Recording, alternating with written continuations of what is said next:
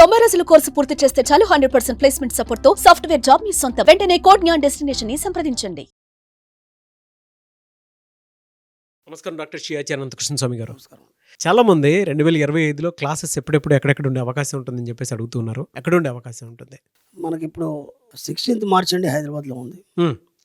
అలాగే 23 మార్చ్ వచ్చి వైజాగ్, 6 ఏప్రిల్ వచ్చి మనకి స్పెషల్ క్లాస్ ఉంటుంది హైదరాబాద్లో. అలాగే 13 ఏప్రిల్ వచ్చి రాజమండ్రి అండి, 27 ఏప్రిల్ వచ్చి బెంగళూరు, 4 మే వచ్చి తిరుపతి, 11 మే వచ్చి విజయవాడ అండి.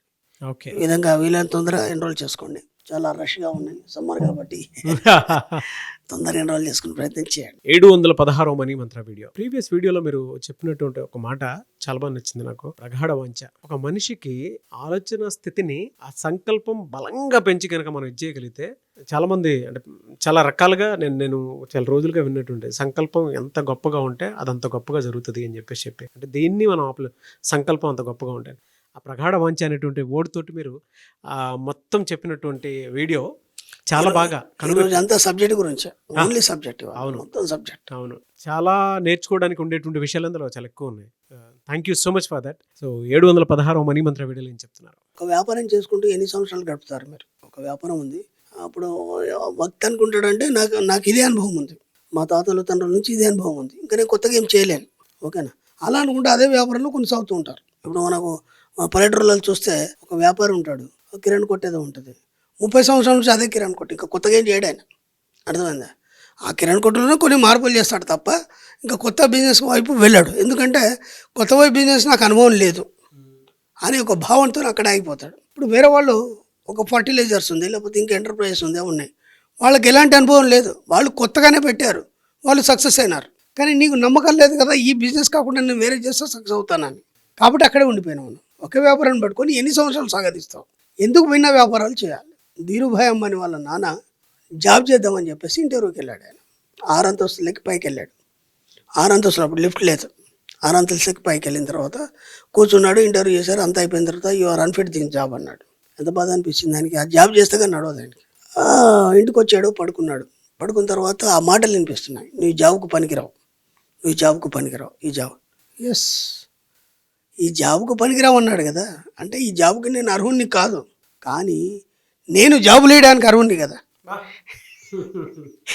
నేను జాబ్ చేయడానికి అర్హుణ్ణి కాదు, నేను జాబ్ లేయడానికి అర్హుణ్ణి కదా అని 50,000 రూపాయలతో బట్టల వ్యాపారం మొదలుపెట్టాడు ఆయన. అలా అలా అలా ఎదుగుతూ వాళ్ళ మొత్తం రిలయన్స్ ఇండస్ట్రీ కావచ్చు, వాళ్ళందరూ కూడా ఈ స్థాయికి వచ్చారు. అంటే నీ ఆలోచన విధానంలో తేడా. నేను ఇదే చేస్తాను, ఎందుకంటే నాతోనేం కాదు అనుకున్నప్పుడు విశ్వం ఏం చేస్తా అంటే అక్కడ ఫిక్స్ చేసేస్తాను. ఇప్పుడు చూడ, రిలయన్స్ వ్యాపారాలు ఎన్ని ఉన్నాయి మనకి. బట్టల వ్యాపారం ఉంది, మొబైల్ వ్యాపారం ఉంది, ఎలక్ట్రానిక్ రంగంలో ఉంది, చాలా దాంట్లో ఉంది కదా, ఆయిల్లో ఉంది, ఎన్నో రకాలు ఉంది కదా. అట్లా మీరు చూడండి, ఆవిడ పెద్ద పెద్ద కంపెనీలు ఏమన్నా తీసుకోండి మీరు, ఒక్క వ్యాపారంలో వాళ్ళు ఎప్పుడు స్థిరంగా ఉండరు, ఒక 4-5 వ్యాపారాలు పెడతారు. 4-5 వ్యాపారాలు ఒకటి లాస్ వచ్చిన ఇబ్బంది ఏం లేదు, ఎందుకంటే ఈ 3 కవర్ చేస్తుంది. అర్థమైంది? కాబట్టి ముందు మీ యొక్క ఆలోచన దృక్పథాన్ని మార్చుకోండి. ఎందుకంటే దీనికి అని మీరు ఫిక్స్ కాకండి, ఎక్కడ కూడా దీనికే నేను ఇదే చేస్తాను అని మాత్రం ఫిక్స్ కాకండి. ఇప్పుడు ఎవరు తీసుకున్నా సరే, మీరు ఒక సినీ యాక్టర్ అనుకోండి, లేకపోతే ఒక విఐపి కానీ ఎవరైనా తీసుకోండి, మీరు చూడండి, వాళ్ళు ఇక్కడ ఇది చేస్తారు, వెనకాల బోలెడ్ బిజినెస్లు ఉంటాయి వాళ్ళకి. ఎందుకు అంటే ఇక్కడ మనం స్టార్టింగ్లో చెప్పుకున్నాం, బ్రాడ్ మైండ్. నీ యొక్క ఆలోచన విశాలపరిచినప్పుడు ఏమవుతుందంటే విశ్వంలో ఉన్న అవకాశాలన్నీ నీ దగ్గరకు వస్తాయి. ఎప్పుడైతే కుంచిత మనస్తత్వం ఉంటావో నీకు ఏది అందదు. అంటే ఇప్పుడు అతను ఏం చేశాడంటే ఈ వ్యాపారం తప్ప నేను ఇంకేం చేయలేను అనే కుంచిత మనస్తత్వం కూడి ఉన్నాడు కాబట్టి అక్కడ ఉండిపోయినాడు ఆయన. అర్థమవుతుందా లేదా?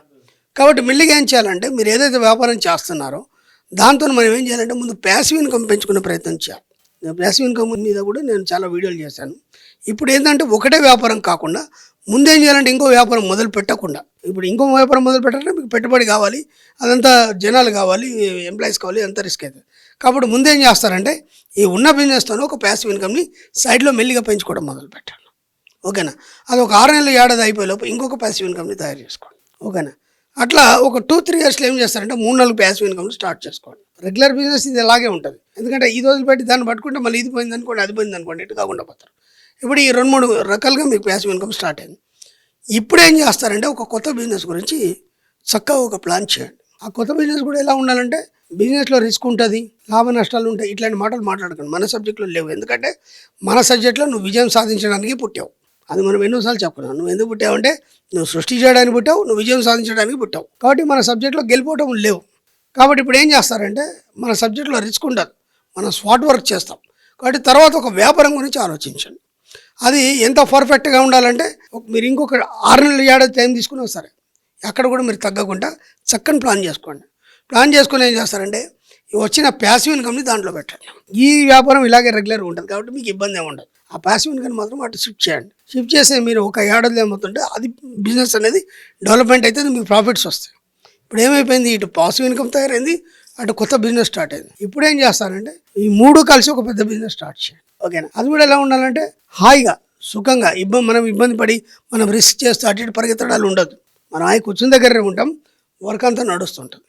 ఈ విధంగా మెల్లిగా కొత్త వ్యాపారాలు మీరు అడుగుపెట్టి ఆ కొత్త వ్యాపారాల నుంచి మీరు ఎంత వీలైతే అంత డబ్బు సంపాదించే అవకాశాలు మీరు పెంపొందించుకోండి. కాబట్టి ఒకటే బిజినెస్ ఒకటే వ్యాపారాన్ని జీవితాంతం చేయొద్దు. నాకు ఇదే అనుభవం ఉంది, ఇంతకంటే నేనేం చేయలేను అని మీరు అనుకున్నంత మట్టుకి జీవితం మొత్తం దాంతోనే అయిపోతుంది. అదే వ్యాపారంలో మీ పిల్లల్ని తీస్తారు, వాడు కూడా అదే వ్యాపారంలో మునిగిపోతాడు, వాడు కొత్తగా ఏం చేయలేడు. అంత చదువు చదివిస్తారు, ఏటేటో పంపిస్తారు, వాడిని మళ్ళీ తీసుకొచ్చి అదే వ్యాపారంలో కూర్చోబెడతారు. ఆ చదువు ఎందుకు దండగా? కాబట్టి వాళ్ళకున్న నాలెడ్జ్కి వాళ్ళకేం చేయాలనుకుంటే వాళ్ళకు రూట్ చూపించండి. మీరు కొత్త వ్యాపారాలు చేసి మొదలు పెట్టండి. దాంతో మీరు ఎంప్లాయ్మెంట్ ఇచ్చిన వాళ్ళు అవుతారు, ఎక్కువ మొత్తంలో మీరు సంపాదించిన వాళ్ళు. ఒకే బిజినెస్ మాత్రం మీరు ఫిక్స్ కాకండి. అది వారన్ బఫెట్ ఫార్ములా. ఎస్, ఖాళీ ఉండద్దండి. ఎప్పుడేదో డబ్బుని ఎట్లా సంపాదించాలి, ఎప్పుడేదో కొత్తదనాన్ని సృష్టిస్తూనే ఉండాలి. అది ఒక వ్యాపారానికి ఇలా కూడా చెప్పొచ్చు బ్రహ్మాండంగా. ఎస్, ఒక్క వ్యాపారంతో ఎప్పుడు ఫిక్స్ కాకండి. 4-5 రకాలు మీరు మల్టీపర్పస్ చేసినప్పుడు మాత్రమే మీరు అనుకున్నది సాధిస్తారు. Really great sir. Anyways thank you అండి. Thank you so much doctor Shri Acharya Anantakrishna Swamy గారు. థ్యాంక్ యూ అండి.